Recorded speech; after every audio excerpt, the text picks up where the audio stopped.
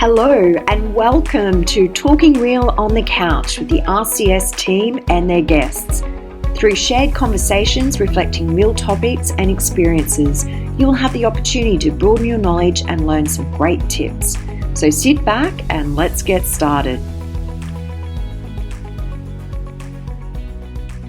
Hi and welcome to Talking Real on the Couch. I'm Jo Brand and today I'm joined with Will Dock, our Operations Manager for Service Delivery. Welcome, Will, to the couch. Thanks, Jo.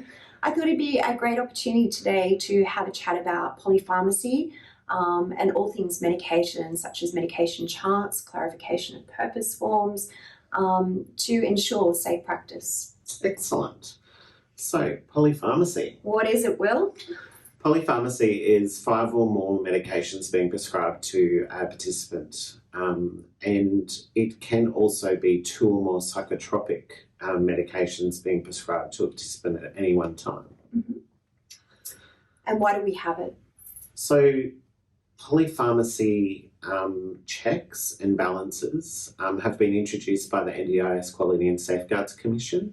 And it was put out November 2020, correct? That's right. So a practice alert came out from the Commission in November, and since then we've been working with participants, their carers and families to be compliant in the polypharmacy review requirements that have been set out for us. Yeah.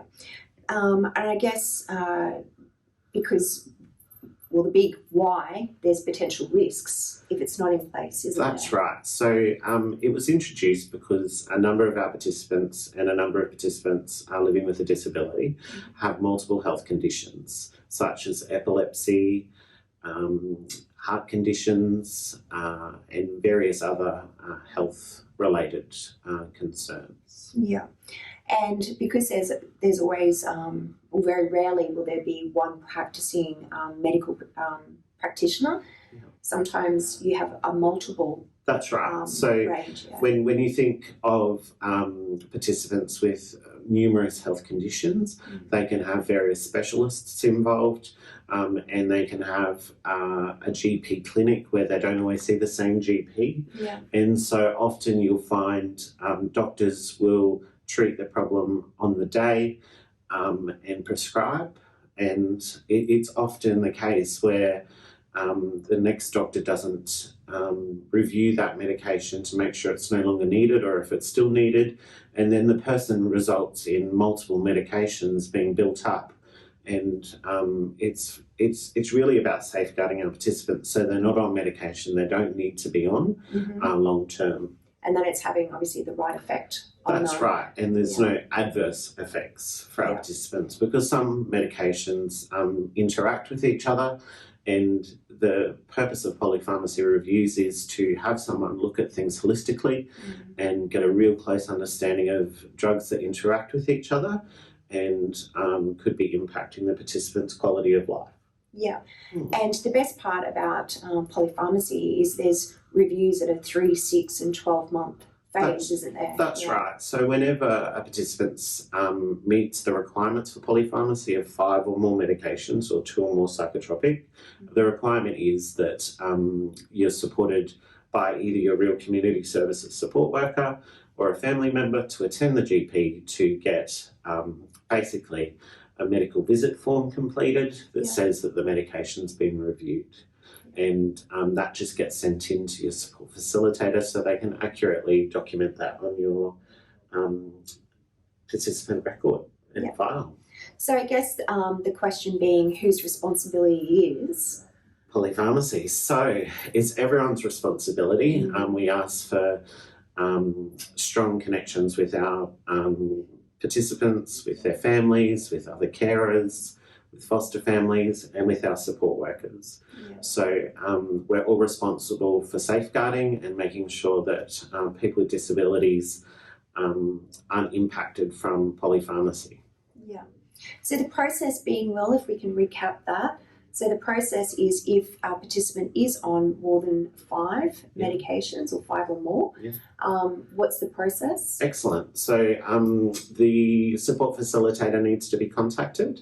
They will give you a letter that you can take to the GP and the actual practice alert from the NDIS Quality and Safeguards Commission, so they understand why we're asking for this information, and a medical visit form. So your support facilitator can send that through to you via email, or you can pop in and pick up a copy of those, and then the support worker, if they're involved on shift next, will be able to take a photo and upload that to their shift notes. Yep, excellent.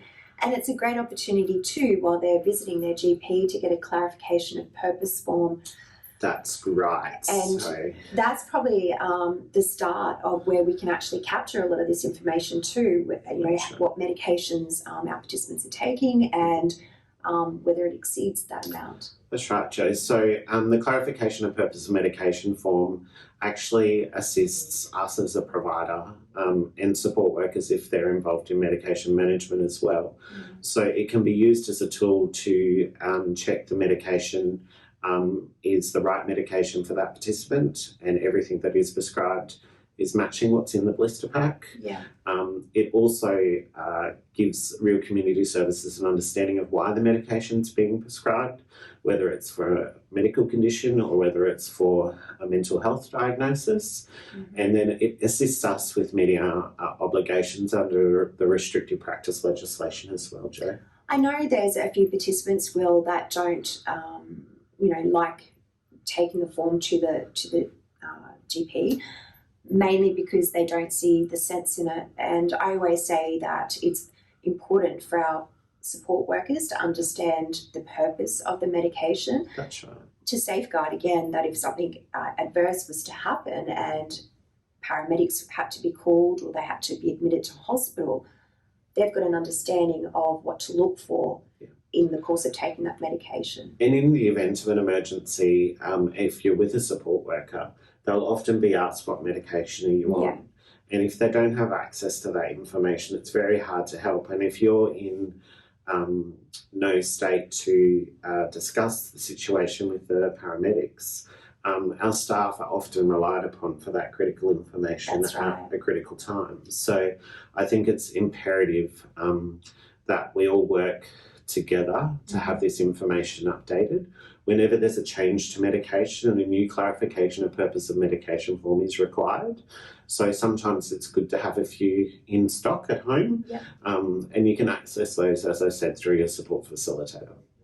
And the clarification of purpose form is important, obviously, for those reasons, but it also assists in rolling out our medication charts too, isn't it? That's right. Yeah. So Real Community Services is moving to the community medication booklets, and that's a 12-month book that will be active for 12 months for that participant.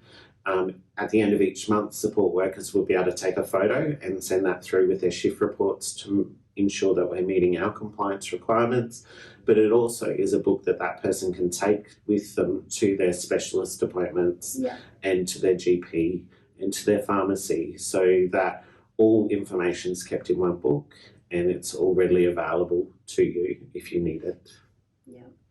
And if we all follow these practices, we're assured, I guess, of everyone having the best kind of care or support model that we can provide. Yeah. And it promotes best practice within the industry, and that's what Real Community Services strives for. That's right.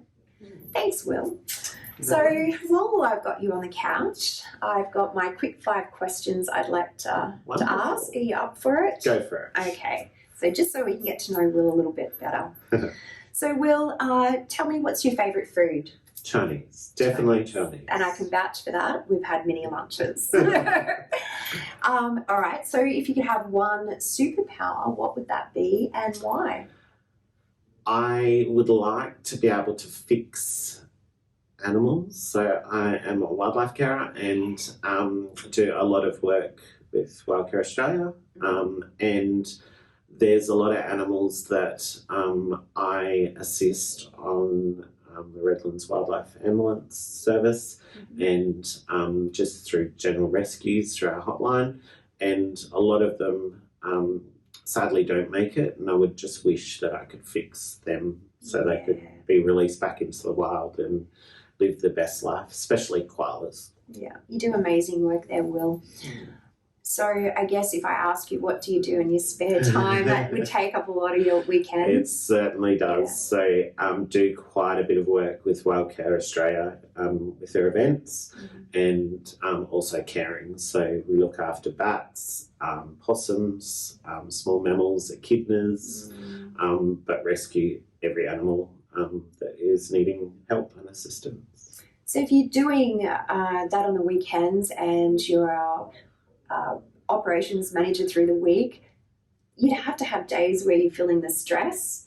How do you manage your stress? So my stress management is the beach. My recharge spot is sitting on a beach for a few hours and just recharging, recouping, and just thinking very little.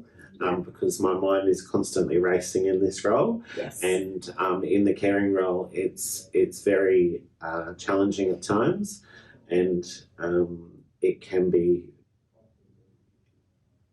very difficult with sleepless nights, especially if an animal's in need. You get called out in the wee hours for something, but that's just what you do as a wildlife carer and rescuer. Amazing work. So if you could give one piece of advice to someone to how to live their best life, what would that advice be? I would say to live your best life would be to treat others how you wish to be treated, and be kind to everyone that you see in your day. If we all have that ethos, I think, in life, the world would be a lot stronger and better place. 100%. I think it's Jane Goodall that had the quote, every day we have an impact on others.